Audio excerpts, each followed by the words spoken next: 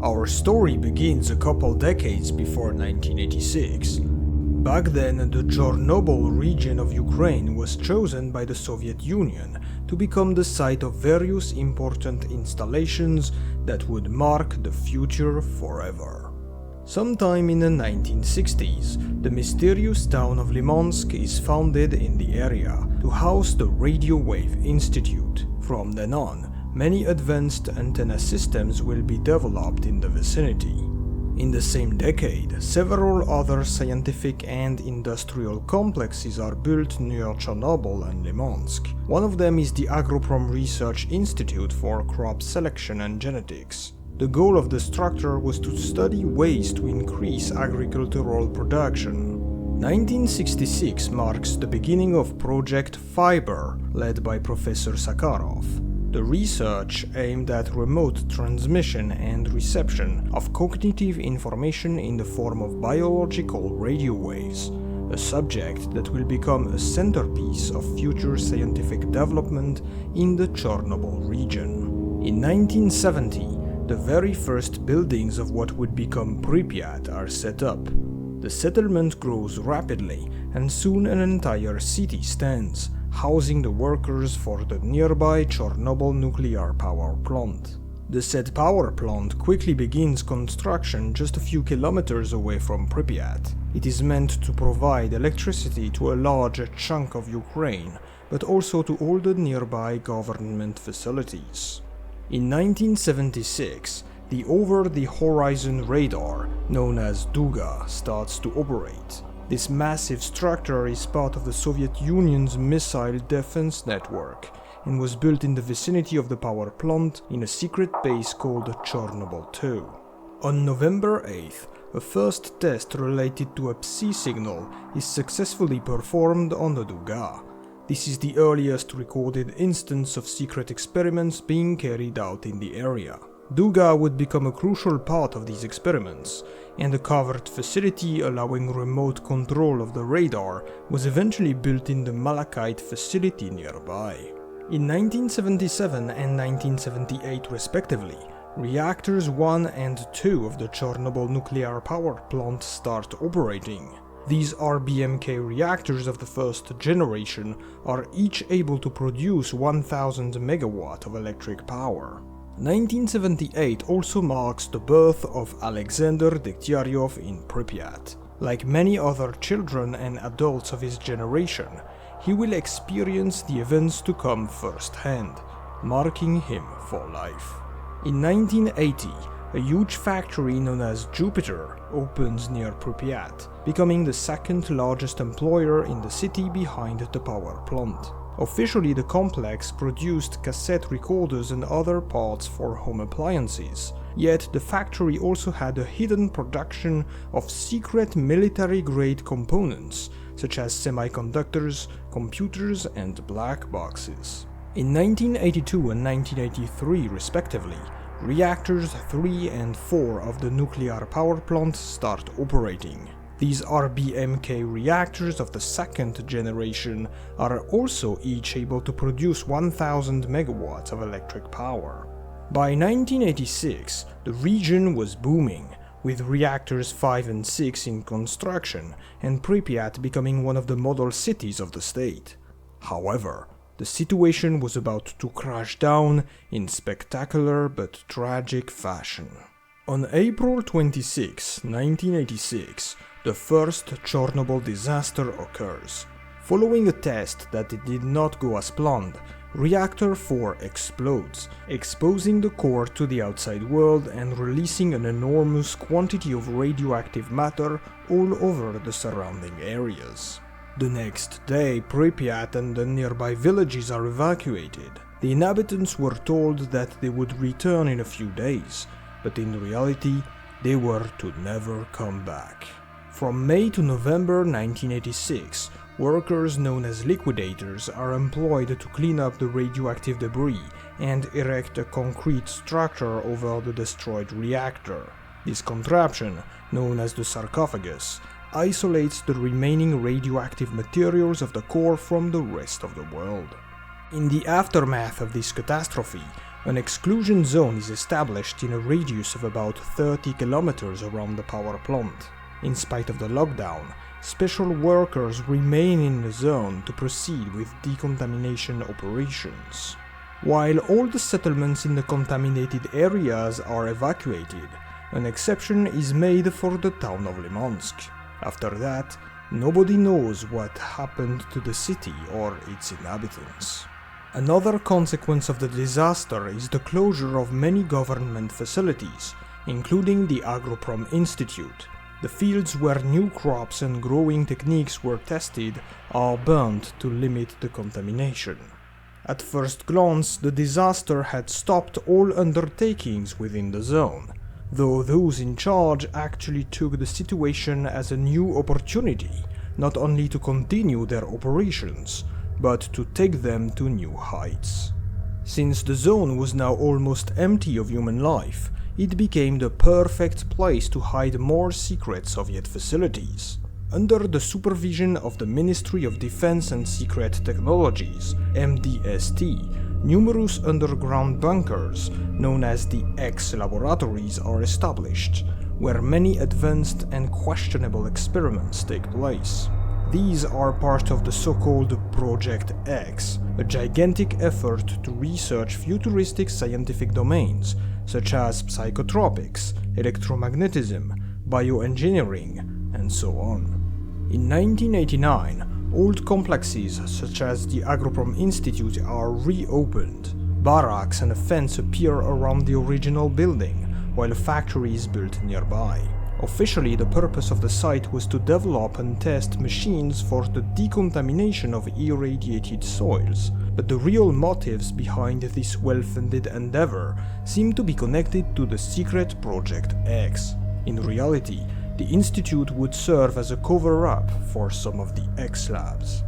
The same year, Duga stops its service as a Soviet anti-missile system. However, it is likely that the antenna was reused by the Project X scientists for their research on Psi radiation.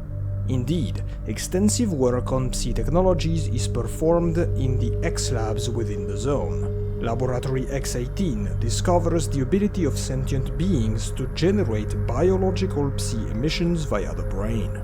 These biological emissions are named Alpha Psi by the scientists.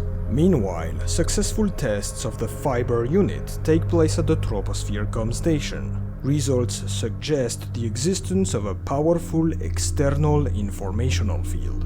By 1991, the scientists figured out that Alpha Psi features extensive constraints, pushing the research in a new direction.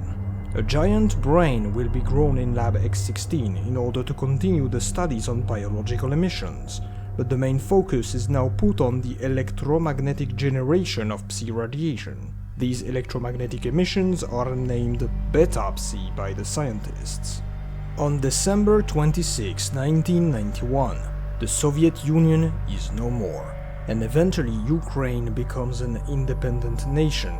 During this time, the government is unable to manage Project X any longer. Despite the political turmoil, continuity of the research is ensured by a mysterious global organization called the Regulatory Board, represented by an elusive woman named Agatha. With the intervention of such a powerful benefactor, the experiments carried out in the zone continue. During the year 1993, a large Beta Psi emitter called Raduga is built above Lab X-10. Testing showed many shortcomings to the installation, but scientists from Lab X-8 believe they can modify Raduga and turn it into a so-called aggression-suppressing device. The group also starts to suspect the existence of the noosphere, the Earth's informational field. Using an electromagnetic Psi amplifier called the variometer, the scientists performed the Caribbean experiment. Sometime in 1995, a Psi signal was emitted from a special boat in Lab X6, which bounced off the lower ionosphere layers to be intercepted by another research vessel in the Caribbean. The way the signal was distorted provides experimental evidence of the noosphere's existence. Moreover, After grazing the noosphere, the beam coagulated a mass of unknown matter on the receiving ship. This artifact is named Alpha and relocated to the Chornobyl zone for further study. By 1996, scientists discovered the Alpha artifact's valuable ability to convert Alpha Psi into Beta Psi and vice versa, providing a large leap in the development of Psi devices. Using a singular pod in Lab X-15 under the Orbita station, the brilliant Dr. Kaimanov regularly connects to the noosphere, observing its structure and the potential to influence it. However, current technology does not allow any alteration of the informational field just yet. Eventually, another researcher called Valentin Dalin came up with an 8-pod contraption called Octa, designed for 8 scientists to connect their minds to the noosphere. The device should allow them to interact with the field to the point of being able to modify it. In order to determine the best location to build the installation, the scientists planned the probing of the noosphere's barrier density via stations located in the zone, such as the Azimuth, the Sphere, and the Krug antenna complex. By 2003, the ideal site was identified north of the CNPP. There, Lab X7 is established, where Octa is assembled while huge generators are being set up on top of it. Additionally, Lab X11 is built next to the cooling pond, where the Alpha artifact can be used for remote testing of the generators. Meanwhile, other branches of Project X are put aside. In 2004, the development of Item 62 is cancelled. It was an electromagnetic rifle, also known as the Gauss gun, built at the Jupiter factory and tested in secret underground workshops. The reason for the cancellation of the project was the lack of a compact enough energy source to fire the weapon. By 2006, the scientists were almost ready to connect to the noosphere, with Valentin Dalin and 7 others being chosen to be part of the contact group. They decided to go against their orders from the regulatory board and conduct an unauthorized experiment, during which they would use their influence on the informational field to modify the very nature of humanity.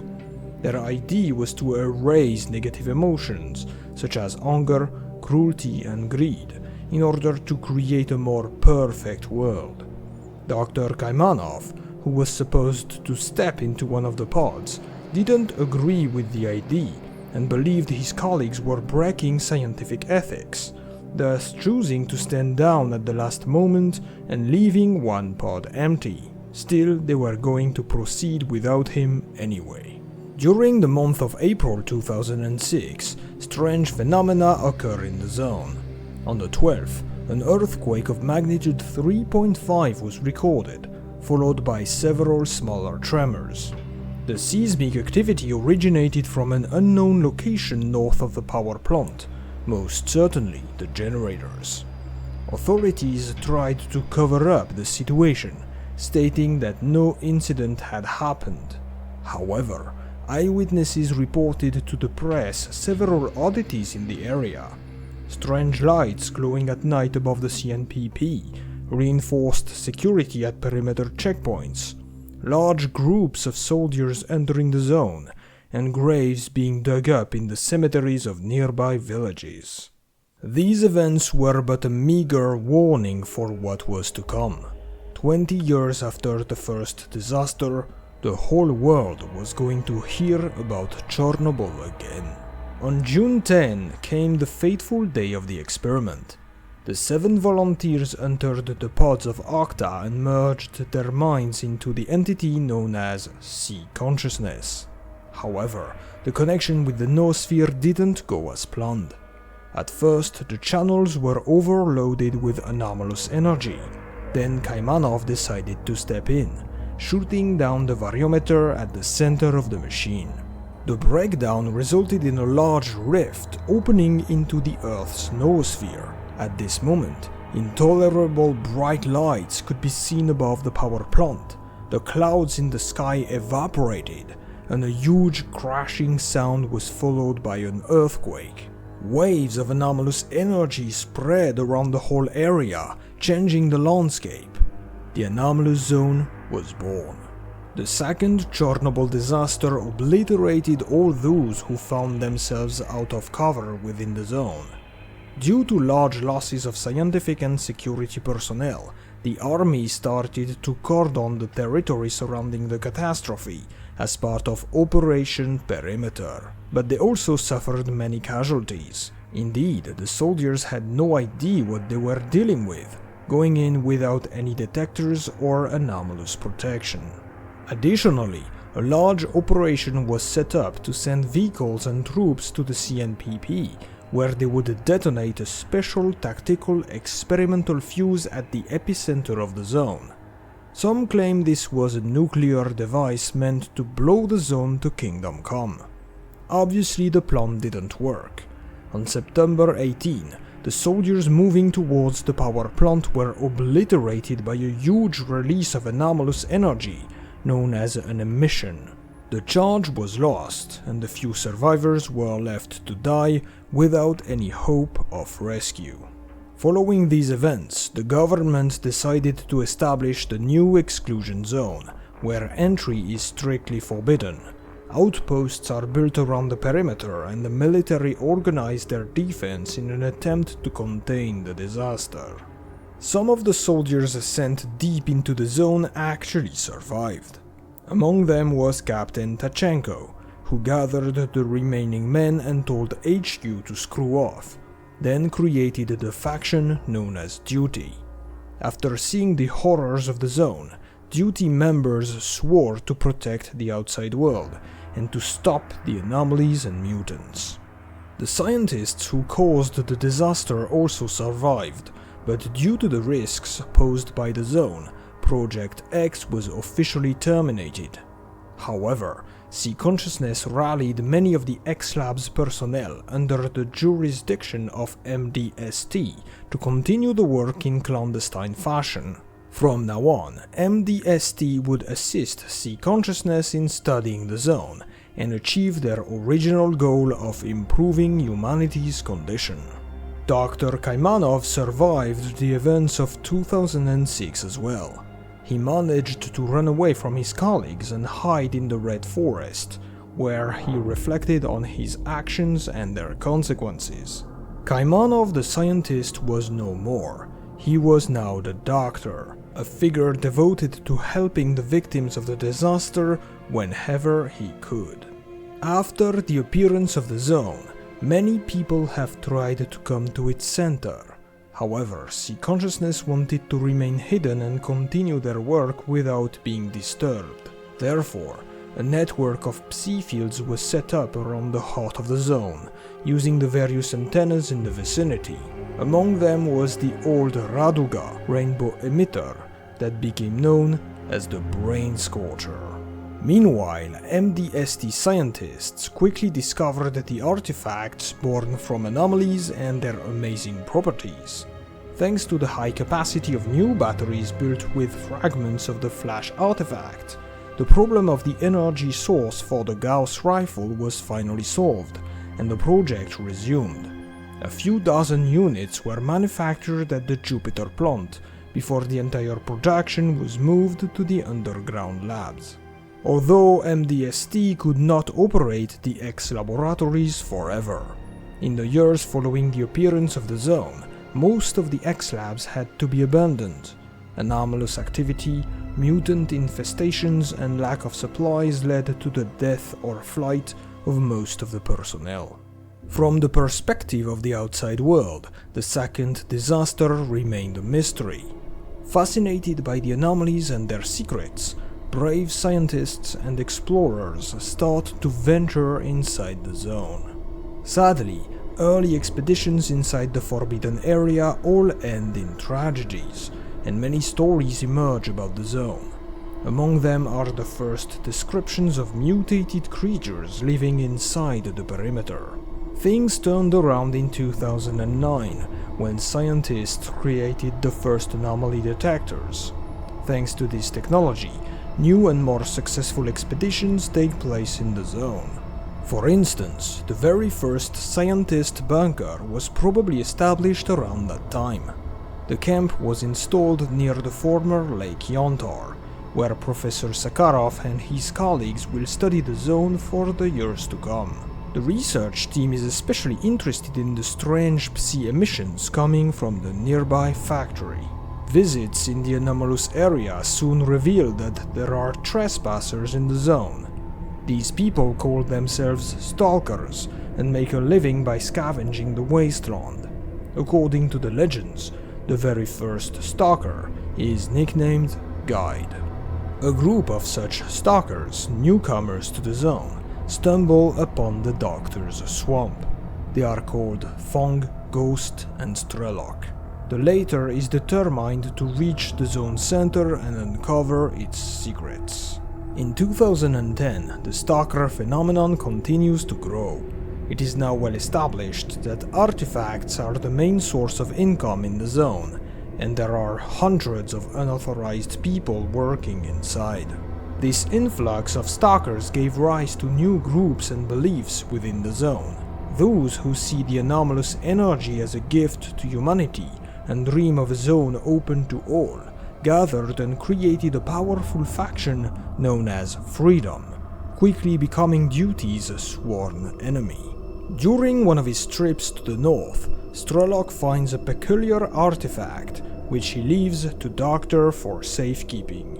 After some testing, the Doctor realizes the artifact is a zone-made variometer, much stronger than the original electromagnetic version that was used during the Caribbean experiment. Thus, he names it the Heart of Chornobyl. Sometime in 2011, the military decides to launch a new raid on the nuclear power plant. Special forces are parachuted directly in the center of the zone, but the operation once again turns out to be a disaster. After spending months in the zone alone, Zvyagintsev, only survivor of his unit, is finally picked up by the Duty faction. One of the strangest factions among stalkers was the Monolith. The members of this group believed that in the center of the zone was a wish-granting monolith, basically a god for them. In order to find the legendary crystal, the entire faction packed up and went straight to the center, crossing the Psi fields and the Brain Scorcher. They would not be seen again for a while. In the summer of 2011, S.T.A.L.K.E.R, Ghost, and Fong managed to bypass the Psi fields and reach the power plant. Most likely they used underground tunnels to escape the psychotropic effects. While at the sarcophagus, they discover a suspicious door, but they are unable to open it because of a powerful electronic lock. On their way back, S.T.A.L.K.E.R and his men are spotted by Sea Consciousness, triggering a gigantic emission. This blowout is so powerful that it would become known as the second large emission, and it completely changes the landscape of the zone. New anomalies appear in previously safe areas, while new unexplored paths are now open. Even though S.T.A.L.K.E.R is wounded, Ghost and Fong carry him to safety.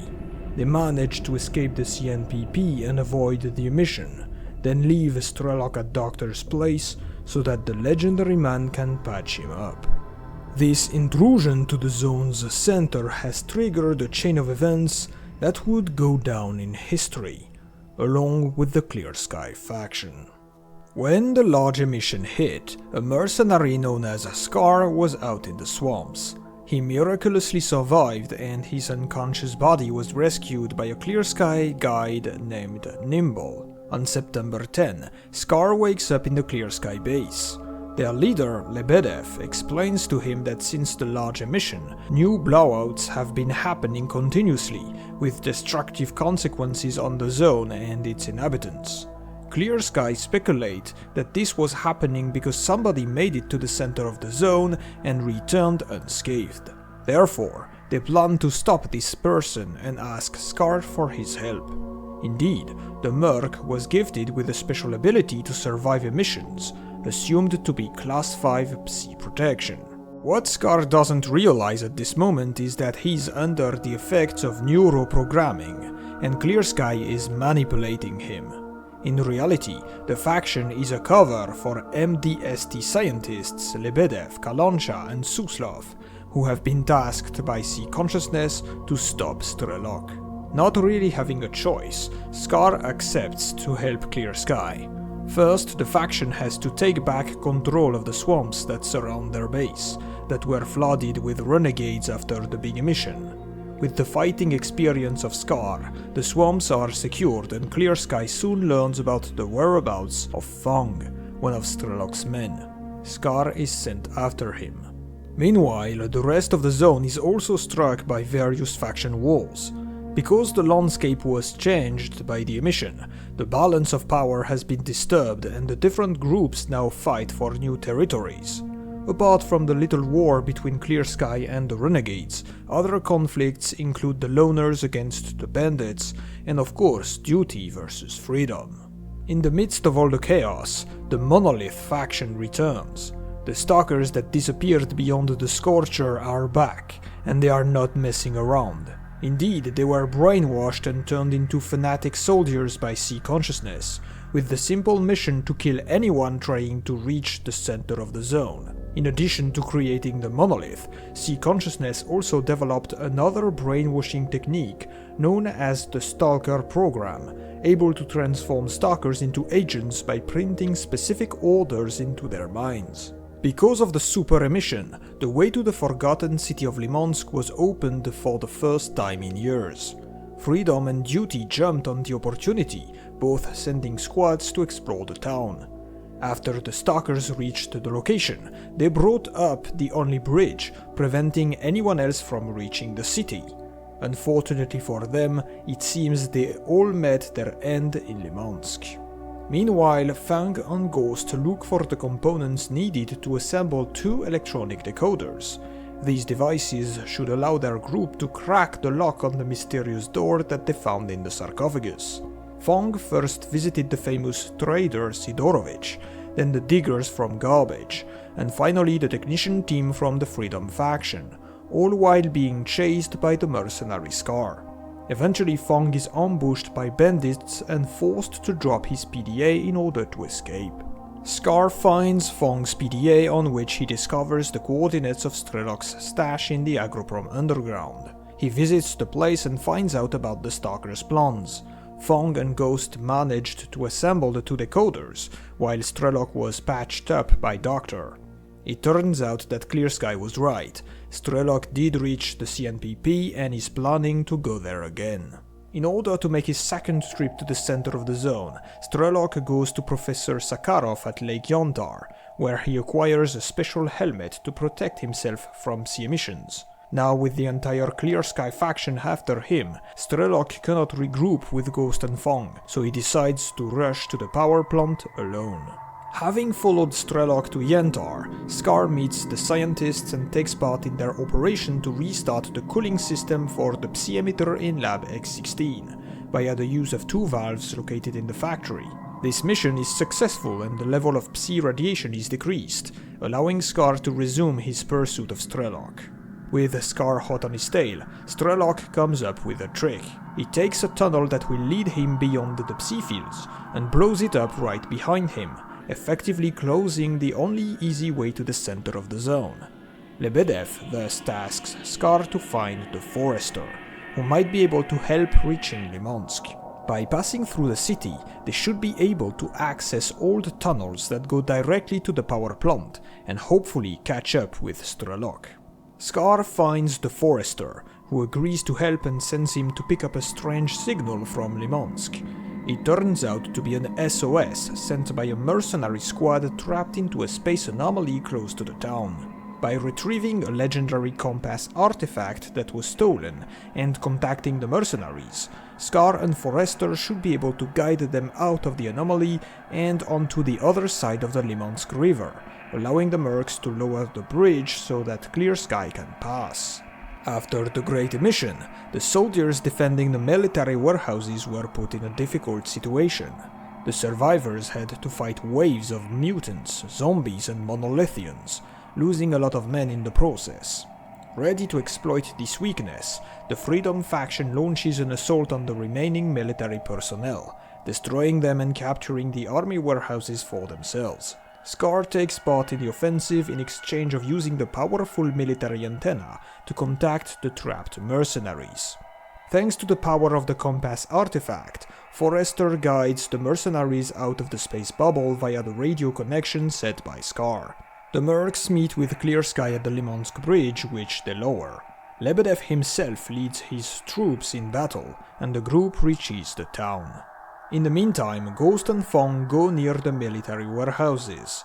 Unfortunately, they are ambushed, and Fong is killed by a mercenary sniper with a scar on his face. Clear Sky has done the impossible. After fighting their way into Limansk, they have reached the CNPP and are ready to stop S.T.A.L.K.E.R.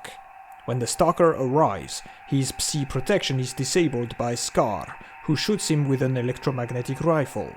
Yet, the zone does not calm down like Lebedev predicted. On the contrary, an emission suddenly occurs, surrounding all the Clear Sky and Monolith fighters fighting each other at the front. S.T.A.L.K.E.R, however, is not killed by the blowout. Instead, he is captured by Psi consciousness and brought to the Neuro Laboratory, where he is turned into a brainwashed agent, who bears the Stalker tattoo on the arm. S.T.A.L.K.E.R also survived and is brought to the lab as well, though his turn would have to wait. With this victory of Psi consciousness over its opponents, the zone slowly goes back to normal. Frequent blowouts stop, and the faction wars eventually subside. Now came the year 2012. 26 years after the first disaster, the shadow of Chernobyl was about to once again loom over the world. Sometime in early 2012, a platoon of Monolith soldiers is sent to raid Laboratory X-16 under Yentar. A military squad attempts to stop them, and a large fight follows which results in most of the men dying on both sides. However, it seems that the Monolithians won the fight and managed to reach the control room, where they turned the Psi emitter to full power. In the following spring, the government and the military launch a new plan of secret operations known as Project Truth. The goal is to investigate the strange activities that have been carried out in the area, such as experiments and X-laboratories, in order to unearth the truth behind the secrets of the zone. At the end of April, a mysterious truck carrying dead bodies, known as a death truck, is hit by lightning and crashes in the cordon. A stalker named Red finds the wreckage and starts to loot the corpses, but he discovers that one of them is actually still alive. He carries the unconscious survivor to the local trader Sidorovich. On May 1st, the survivor wakes up in Sidorovich's bunker. He has lost his memory and has a stalker tattoo on the arm, so he takes the name of the Marked One. Strangely, his PDA only contains one task: to kill S.T.A.L.K.E.R. Sidorovich explains that there is a stalker who goes by that name, and he can help Marked One find him, but he asks him to run some errands first to return the favor of saving his life. Left alone after the disappearance of S.T.A.L.K.E.R. and the death of Fong, Ghost started to work for the scientists at Yentar to discover more about the secrets of the zone. He raids Lab X-16 along with Professor Vasilyev in an attempt to turn off the Psi emissions, but everything goes wrong. Vasilyev panics and runs away, later dying to the gunfire of zombies, while Ghost himself is killed in the lab by a controller mutant. During the month of May, a military investigation known as Operation Agroprom is carried out in the institute of the same name as part of Project Truth. The investigation reveals that the Agroprom Institute was used as a cover-up for a clandestine facility called Lab X-18. Marked One infiltrates the institute and steals the military documents on the orders of Sidorovich, allowing the traders to learn about the situation. After meeting another trader called the Barkeep, Marked One follows the lead and raids Laboratory X-18. He finds important documents concerning Project X, and despite the arrival of the military forces, he manages to escape the area and bring the files back to the barman. Thanks to the X-18 documents, Mark 1 and the traders learn about another Lab X16 located under the Yantar factory. Mark 1 goes there and meets Professor Sakharov, who provides him with a Psi helmet and asks him to disable the Psi emitter in the lab. The Stalker raids X16 successfully, turning off the Psi emissions for good and also finding the dead body of Ghost in the process. The information found on Ghost's corpse helps Mark 1 get closer to S.T.A.L.K.E.R. He first meets with Guide and then with Dr., a close friend of S.T.A.L.K.E.R. However, Dr. reveals to him the harsh truth. It turns out that the Mark 1 was actually S.T.A.L.K.E.R. all along. Furthermore, one of the decoders that was built by Fong months ago is still stashed in a safe place in Pripyat. If S.T.A.L.K.E.R. wants to discover the secret of the zone, he will have to get this decoder and use it to open the secret door inside the sarcophagus. Just like his original plan was, even though he doesn't remember it. Still equipped with the Psi helmet given by the scientists, S.T.A.L.K.E.R. proceeds to the Malachite region and the Brain Scorcher facility. There he fights his way through the Monolith defenders, raids Laboratory X10, and finally disables the installation, successfully opening the way to the center of the zone. After learning that the Brain Scorcher is no more, stalkers from all factions start to rush towards the center of the zone. Stories about tons of artifacts and the legendary Wish Grunter attract them like a magnet. The army also takes part in the rush with Operation Monolith. This large-scale assault of the power plant involves armored vehicles, helicopters, and dozens of soldiers. After an intense battle, the military almost succeeds in capturing the CNPP, but a gigantic blowout stops them yet again. S.T.A.L.K.E.R. on the other hand, manages to make his way inside the sarcophagus right before the emission hits. Inside the sarcophagus, S.T.A.L.K.E.R. finally opens the mysterious door that was hiding a secret monolith laboratory. It turns out that the Wish Grunter was just another Psi installation, created by the Psi consciousness to lure out stalkers and protect their secrets. After destroying the power source for the device, S.T.A.L.K.E.R. meets with the Psi consciousness representative through a visiograph. The hologram of Valentin Dalin confirms that he is indeed S.T.A.L.K.E.R., and because of a mistake that was made when he was brainwashed, he got the mission to kill himself. The representative also answers S.T.A.L.K.E.'s questions about the origins of the zone and Psi consciousness itself.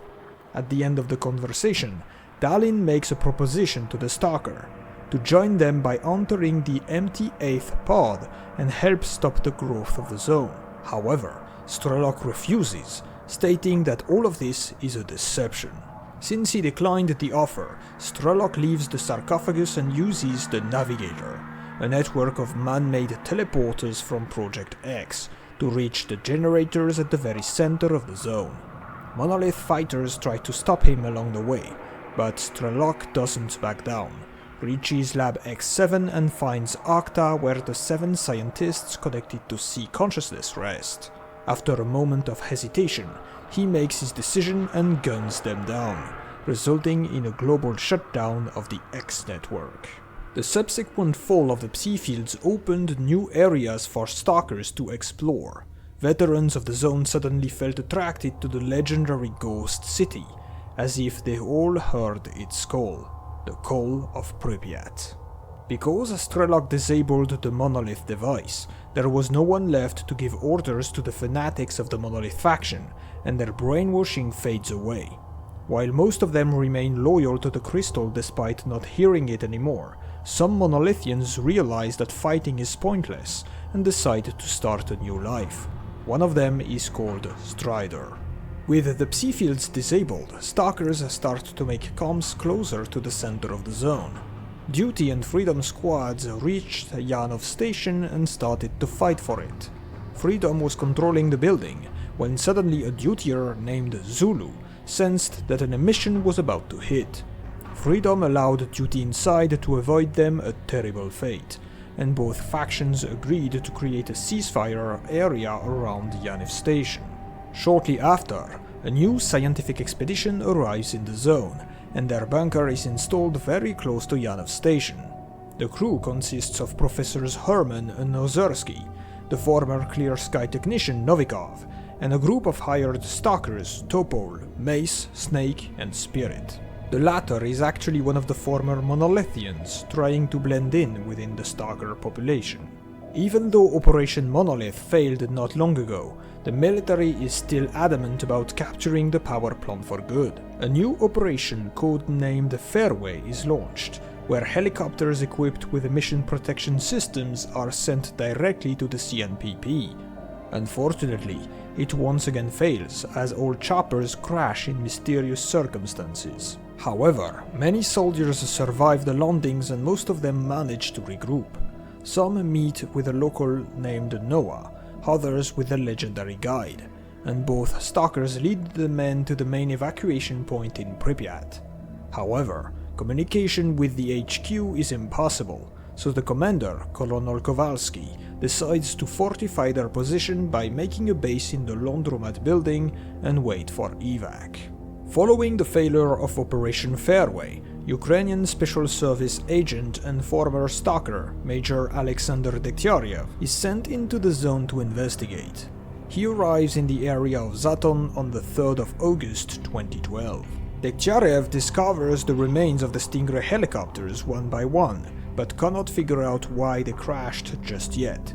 He also understands that the military survivors have gone to Pripyat, but stalkers do not know how to reach the city. Fortunately, Degtyarev finds documents within the Jupiter factory that describe an underground passage that can lead him to Pripyat. He builds a team of fellow stalkers to accompany him on this dangerous journey. They are the lone dutier Zulu, the cheerful stalker Vano, the former Monolithian Strider, and the only survivor of Stingray 4 who was left behind, co-pilot Lieutenant Sokolov. The team successfully makes its way to Pripyat through the underpass, and they meet the military survivors. Colonel Kowalski explains the situation to the Major, who tells him that there won't be any evacuation until they find out why the helicopters crashed. Kowalski believes that they could have been shot down by a strange weapon wielded by the Monolith faction. Thus, they organize an ambush to capture the weapon, and after a tough fight with the Monolithians at the hospital, the unidentified gun is recovered, although it's been heavily damaged during the battle. Degtyarev investigates the weapon and finds that the stalker technician Kardon used to work on this gun's project. Kardon explains that this is a Gauss rifle, manufactured in secret inside the zone. He sends Degtyarev to an old testing workshop for the Gauss gun, where the Major learns about a secret central laboratory in Pripyat called X8. A large group of mercenaries was also looking for the lab, but Degtyarev prevents them from accessing it and raids the place himself. Inside, he recovers important Project X documentation that surely will interest his superiors. Meanwhile, Kowalski and his men figure out that a jammer is the reason why their comms are down, and they manage to locate the device at the kindergarten. It is destroyed by Degtyarev, and comms with the HQ are finally established. Suddenly, Strelok shows up at the laundromat. He explains that he's been to the center and wishes to share everything he knows with the government.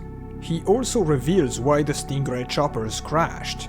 It turns out that the anomaly maps provided to the pilots were useless, since anomalies changed place after an emission.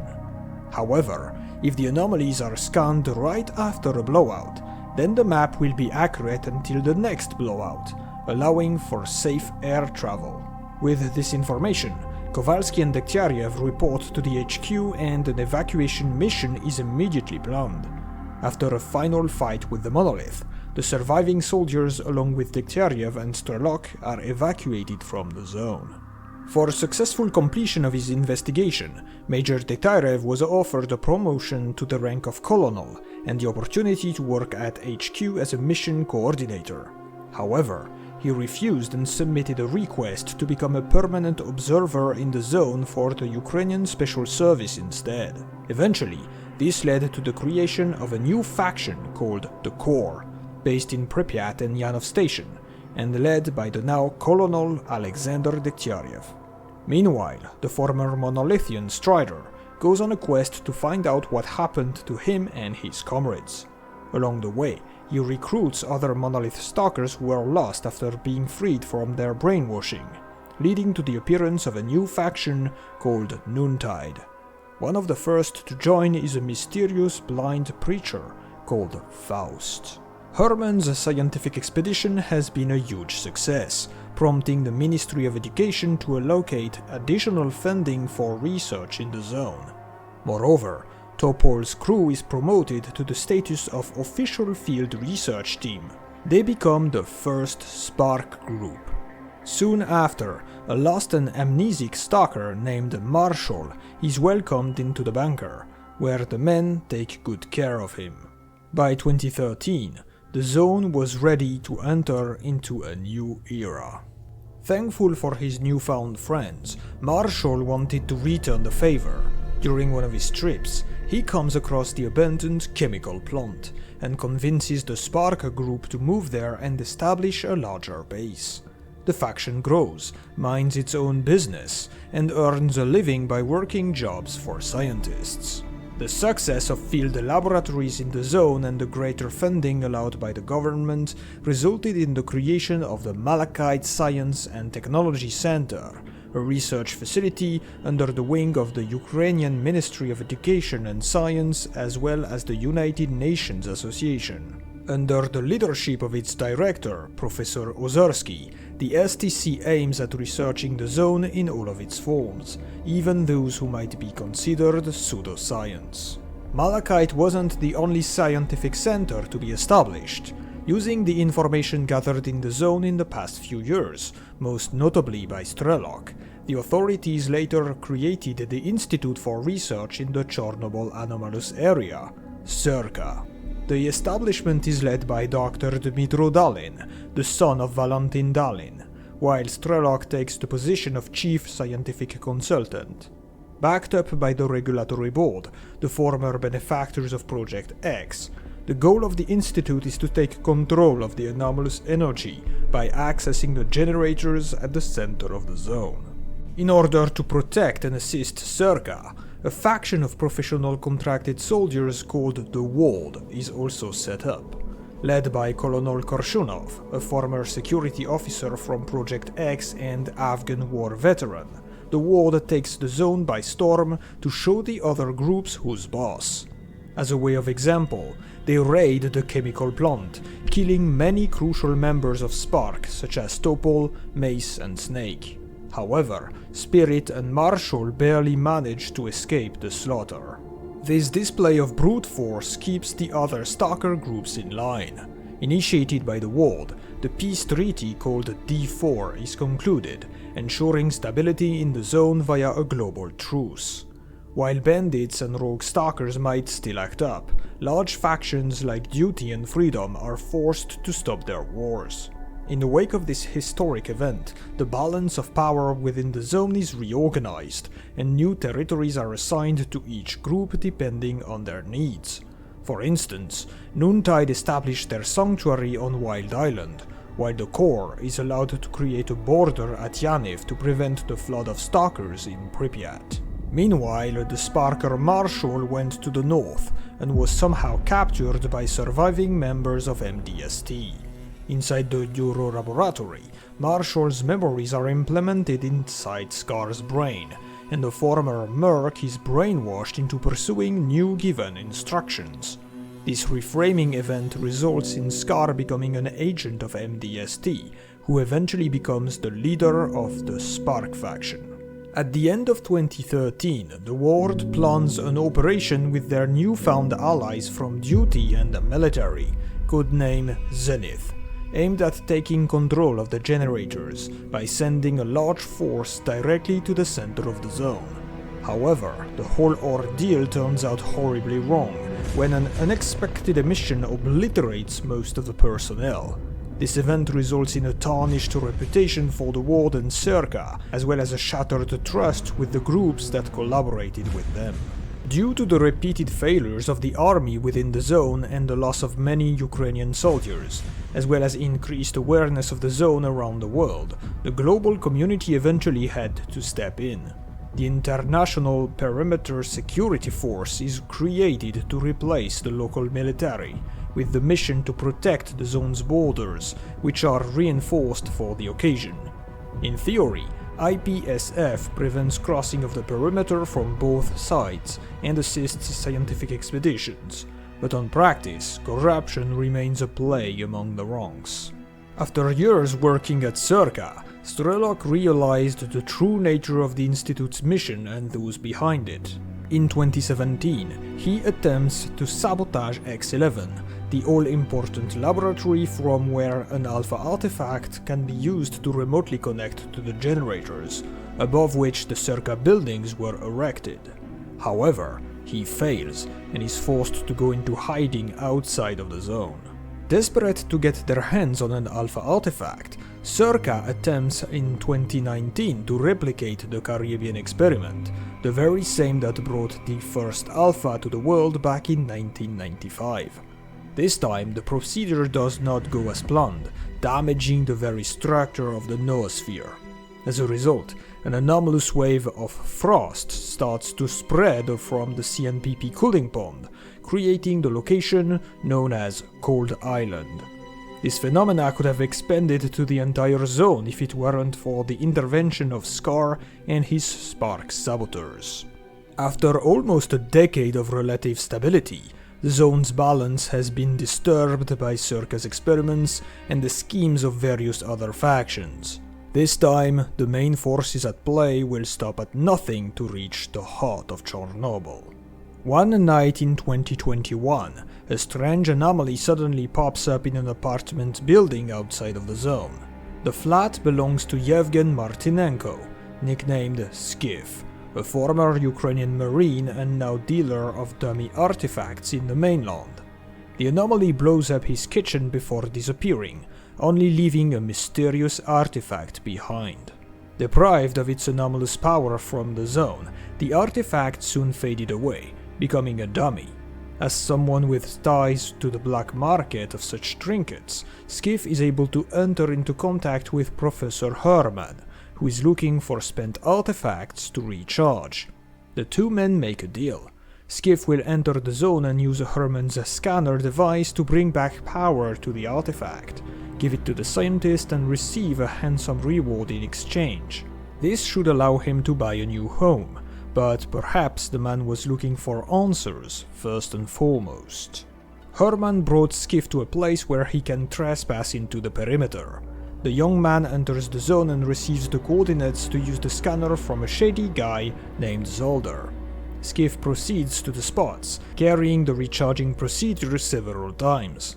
It only works on the third try, but the operation is interrupted by the arrival of a Warden patrol. However, the soldiers get shot by unknown assailants, who knock out Skif and steal his scanner along with the recharged artifact. These events will send Skif on a quest to discover the truth behind the scanner business. Determined to find some answers and retrieve what belongs to him, he first meets with a friendly stalker named Richter, who sends him to the local camp Zalesia. After a short investigation, Skif pays Zolder a visit at the IPSF sphere base. The corrupt technician points him towards Nestor, a kingpin at Garbage who apparently runs the scanner business. Choosing to work for either the Ward or Spark, Skif collects more information about Nestor, who has disappeared. It turns out that Nestor and Herman were working together on the scanner business, but the whole scheme started to fall apart. After some shenanigans with local bandits led by Varon, who was responsible for kidnapping and killing Nestor, Skif manages to find a clue: the broken PDA of one of the mysterious men who attacked him and stole his scanner. Meanwhile, S.T.A.L.K.E.R had also been investigating the scanners, since they were stolen from the Institute by Herman. Dmitro Dalin figured out that the artifact recharged by Skif is actually the alpha artifact they have been looking for, and tries to persuade the stalker to recover it for the sake of science. With the help of either Colonel Korshunov, S.T.A.L.K.E.R, or a former Noontider named Mute, Skif learns that the PDA of his attackers is an old model from the Monolith faction. Thus, He goes to Wild Island to meet with Strider, the leader of Noontide, looking for answers.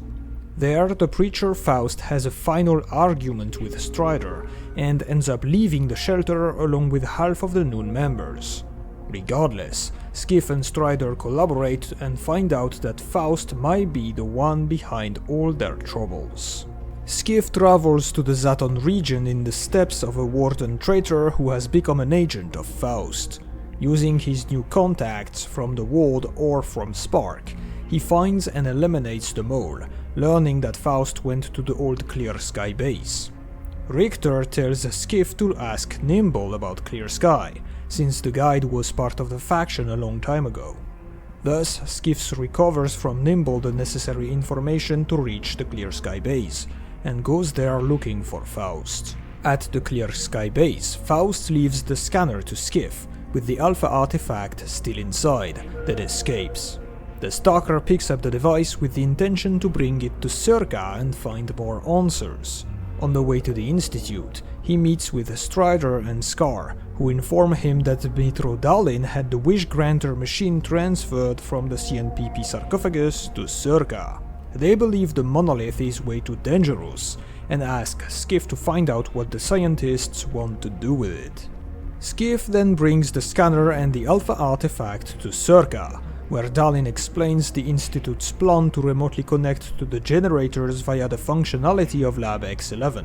After a failed escape attempt by Professor Herman, whose betrayal was exposed, the experiments can proceed. Firstly, Dalin needed to make sure the Alpha is genuine, so they test it as a power source for the monolith device. That's why the Wish Granter was brought to S.T.A.L.K.E.R in the first place.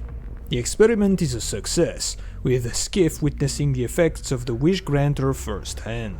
Meanwhile, Strider and a few of his men managed to break into the underground parts of the Institute in order to stop the X11 experiment. Whether or not Skif gets involved, they fail, and the Alpha artifact is connected to the X network. However, the result is not what Dalin had expected, because everything was rigged by Faust. Indeed, a powerful burst of Psi energy is emitted, turning Strider back into an unstoppable servant of the monolith. He steals the Alpha, provoking a breakdown that destroys X11 and kills the staff, except for Skif and Dalin. The consequences echo throughout the zone like a shockwave. The X network has been reactivated, and the monolith brainwashing restarted. This means that all former monolithians have become fanatic warriors once again. Since the protection systems of S.T.A.L.K.E.R failed, their first move is to ransack the Institute, killing Wardens and scientists mercilessly. Skif manages to recover a flash drive with S.T.A.L.K.E.R data before escaping, while Korshunov and Dalin evacuate via the last available chopper. After the debacle, Skif investigates the source of the signal that rebooted the monolith brainwashing. He finds two special emitters planted by Faust, one at Wild Island and another at the Sphere in the Lesser Zone.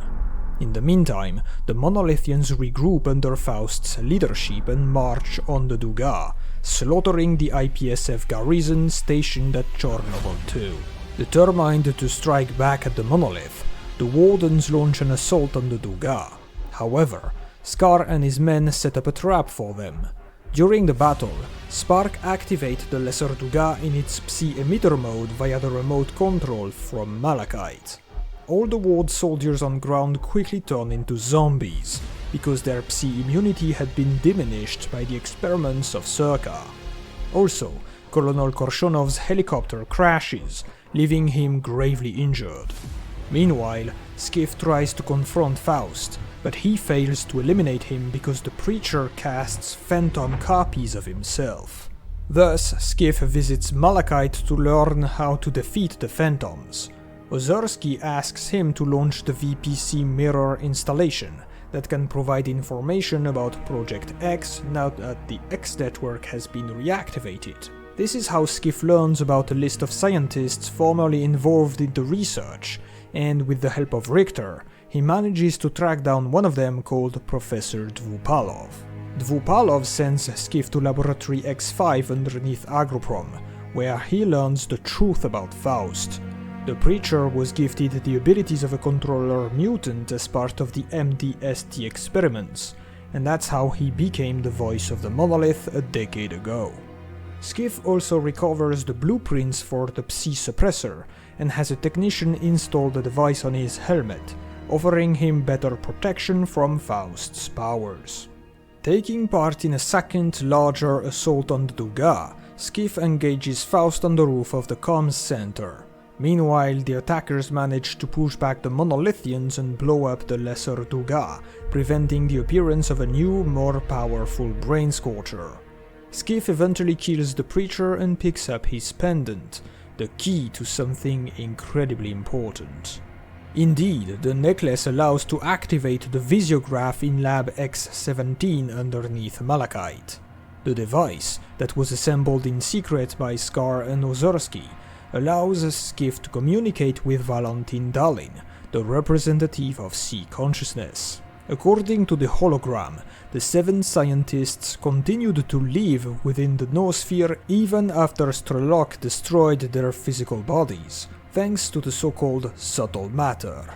The goal of sea consciousness is now to use subtle matter to achieve the Shining, eternal life in the noosphere for all of mankind. However, a fight between the Ward and S.T.A.L.K.E.R breaks out before the representative can explain further, cutting the meeting short. In order to learn more, Skif needs to find the legendary S.T.A.L.K.E.R, who is rumored to have come back to the zone. First, he tracks down the doctor by listening to the tales of local stalkers, and finds the old man's hut deep within the Red Forest. Strider had been sent by Faust to kill the doctor, but he was wounded and collapsed in front of the house. Therefore, Doctor asks Skif to retrieve a regenerator, a device that can heal Monolithians. Skif finds the regenerator and brings it back to Doctor's lair. Unfortunately, Strider had already recovered and tries to kill them both, forcing the Doctor to stab him to death. He then proceeds to reveal the truth about his identity as Kaimanov, and his involvement with Project X and the birth of the zone. The old scientist also explains that his pod at Octa remains empty to claim, and asks Skif to investigate subtle matter by recovering a cartridge from Lab X3 then using it at Orbita. With the help of Sidorovich and a stalker named Dark, Skif figured out how to access Lab X3. The two stalkers raided the underground until Dark is struck down by the sinister screens and dies on the spot. It turns out he was a sea consciousness agent sent to kill S.T.A.L.K.E.R, who hides in X3. But agents cannot survive exposure to the sinister screens. Skif then has a conversation with S.T.A.L.K.E.R, who came back to the zone to stop both the Ward and S.T.A.L.K.E.R. The legendary stalker shows him that the so-called Oasis, located in X3, is just an illusion, and lets him go with the cartridge. Skif goes to Orbita and descends into the Lab X15 below, where he finds the pod used by Kaimanov all these years ago. Using the cartridge, he launches the installation and steps in the pod. There he has a conversation with Strider, who has died. It is now up to Skif to decide if this was a real manifestation of subtle matter or simply another induced psi illusion, and which side to help in the struggle to come. The next step was to find out the location of the S.T.A.L.K.E.R Program Control Center, the heart of the X network. Both S.T.A.L.K.E.R and the Ward intended to seize it for themselves, while S.T.A.L.K.E.R aimed at stopping them. He asked Skif to infiltrate the Troposphere Com station and launch the fiber unit, which is connected to the center, allowing them to determine that it is hidden underneath Pripyat. In order to get to the Ghost City, Skif has to cross the boundary, the large wall built by the core faction to prevent stalkers from flooding Pripyat. He learns from Richter about Spirit, the last original member of S.T.A.L.K.E.R, who's been secretly taking people across the boundary. Skif finds Spirit gravely injured after failing to reach Limansk, and gets the necessary information from him. After crossing the boundary, Skif reaches Pripyat, where the core is engaged in heavy fighting with the monolith. He meets their leader, Colonel Dekhtyarev, and investigates key points of the city, learning about 2 entrances to the underground. It turns out the S.T.A.L.K.E.R program control center is located within an old military installation called the Foundation. At this point, several timelines become possible depending on Skif's decisions. His motivation was not just getting a new home anymore, it was to change the future by tapping into the noosphere. As the fate of the zone and the entire world hangs in the balance, it is up to our protagonist to make a choice. If Skif sided with the Ward, he aims to control the zone. In this case, he raids the Foundation alongside Colonel Korshunov. There, Dmytro Dalin decides to betray the Ward and opens the doors for an elite Spark assault squad, accompanied by Richter. The Wardens come out on top, wiping out the Sparkers and executing both Richter and Dalin. Then, Professor Herman comes back to replace the control unit, restarting the Foundation's variometer and connecting Agatha to the X network. She reveals the rest of the plan. Korshunov will have to claim Kaimanov's empty pod at the generators, and act as a mediator for her so she can take control of the anomalous energy. This is possible because the Colonel was artificially granted Class 5 Psi protection through Circa's shady experiments. With her newfound powers, Agatha teleports Skif to the Dead Valley at the center of the zone, where he makes his way to the generators. After killing S.T.A.L.K.E.R, who tried to stop him, Skif activates another teleporter to bring Korshunov and his men inside the installation. The Colonel asks Skif one last request, to find the archive of files on sea consciousness agents located in the Neuro Laboratory. Inside the lab, he finds S.T.A.L.K.E.R, who lost it after discovering he was an agent all along. Skif puts the crazed Sparker out of his misery and recovers the archive before regrouping with Korshunov. Lastly, Skif pushes through Granite, the elite monolith squad composed of men who formerly served under Korshunov back when they were security personnel for Project X. They reach Lab X7 and Octa, where Korshunov steps into Kaimanov's empty pod. With his Class 5 Psi protection, he achieves the role of mediator between Agatha and the noosphere, granting her control over the anomalous energy. Agatha rewards Skif by offering him the position of new Colonel of the Ward, although he does not accept right away. She also gives him the keys to his new home, and a personal helicopter complete with crew to travel there. While Skif flies away, the generators are activated, and the anomalous zone is erased as promised, opening the way to a brave new world. If Skif sided with Spark, he aims to salvage the energy of the zone. In this case, he raids the Foundation alongside Richter. There, Dmytro Dalin decides to betray the Ward and open the doors for them. They overcome the Wardens and kill Colonel Korshunov, but Richter succumbs during the battle. Then Dr. Dalin activates the control unit, restarting the Foundation's variometer and reuniting with his father, who survived in the form of subtle matter. He reveals the rest of the plan. S.T.A.L.K.E.R will have to claim Kaimanov's empty pod at the generators, and act as a mediator for sea consciousness, so that they can achieve the Shining, immortality for all humans within the noosphere. This is possible because S.T.A.L.K.E.R possesses Class 5 Psi protection, and has been an MDST agent all along. With his recovered powers, Valentin Dalin teleports Skif to the Dead Valley at the center of the zone, where he makes his way to the generators and experiences a taste of the Shining Zone in the process. After killing S.T.A.L.K.E.R, who tried to stop him, Skif activates another teleporter to bring S.T.A.L.K.E.R and his men inside the installation. Lastly, Skif pushes through Granite, the elite monolith squad guarding the way to Lab X7. He and S.T.A.L.K.E.R then proceed to Octa, where S.T.A.L.K.E.R steps into Kaimanov's empty pod. With his Class 5 Psi protection, he achieves the role of mediator between Psi consciousness and the noosphere, allowing for the Shining to take place. Skif is transported into the Shining Zone, where he reunites with his friends. It seems the Eternal Spring has been achieved and everything turned out beautifully. However, the truth turns out to be much darker.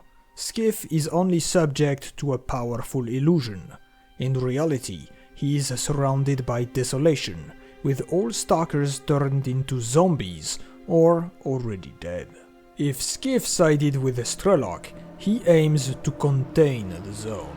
In this case, he raids the Foundation alongside the Kieriev. There, Dmitro Dalin decides to betray the Ward and open the doors for them.